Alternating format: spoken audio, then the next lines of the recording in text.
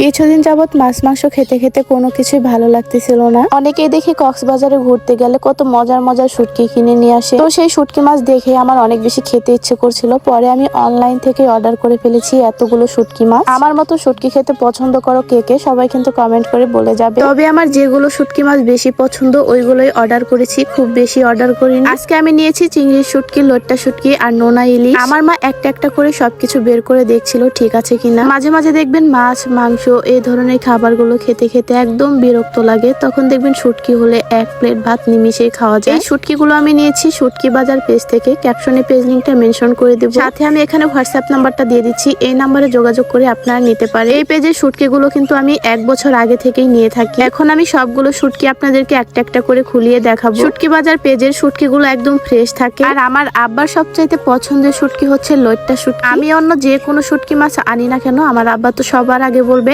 আমার জন্য কিন্তু লইট্টা শুটকি বেশি করে নিবা। আর এই চিংড়ি মাছের শুটকিগুলো আমার তো খুবই ভালো লাগে, যে কোনো ভাজিতে দিলে ভালো লাগে, এই শুটকি দিয়ে সবজি রান্না করলে ভালো লাগে, আর তাছাড়াও কিন্তু এই শুটকি ভর্তা করলেও খুবই ভালো লাগে। চিংড়ি মাছের শুটকিগুলো অনেক বেশি ফ্রেশ ছিল, এর মধ্যে একটুও ময়লা নেই। আমি যখন বাবার বাড়িতে শুটকি নিয়ে আসি তখন তো সবাই আবদার করে বসে থাকে আমাকে শুটকি দিও, আমাকে শুটকি দিও। মানে আমার ফুপিরা, আমার নানুরা আর অনেকেই তো ভিডিওতে দেখে আমি শুটকি মাছ অনলাইন থেকে নিয়ে থাকি, তখন সবাই বলবে আমাদেরও শুটকি দিও, একা একা খাইও না। তো যাই হোক, এবারও কিন্তু আমি অনেকগুলো শুটকি নিয়েছি। আমার মনে হয় শুটকি খেতে পছন্দ করে না এমন মানুষ কিন্তু খুবই কম আছে। আর এই নোনা ইলিশ গুলো খেতে কিন্তু অনেক বেশি মজা। এই শুটকিগুলো দেখলেই কিন্তু আপনারা বুঝতে পারবেন শুটকিগুলো কতটা ফ্রেশ। আমার মা যখন রান্না করবে অবশ্যই আপনাদের সাথে রেসিপি শেয়ার করব। এর আগে কিন্তু আমি অনেক বড় বড় শুটকি নিয়েছিলাম, আপনারা কিন্তু ভিডিওতে দেখেছিলেন। আসলে কোনো কিছু এনে সবাইকে দিয়ে খাওয়ার কিন্তু মজাই আলাদা। সবাইকেই দেখি কক্সবাজারে ঘুরতে গিয়ে কত ধরনের শুটকি নিয়ে আসে, আর ওইগুলো দেখে দেখে আমি আফসোস করতাম, ইসিরে আমি কবে কক্সবাজার যাব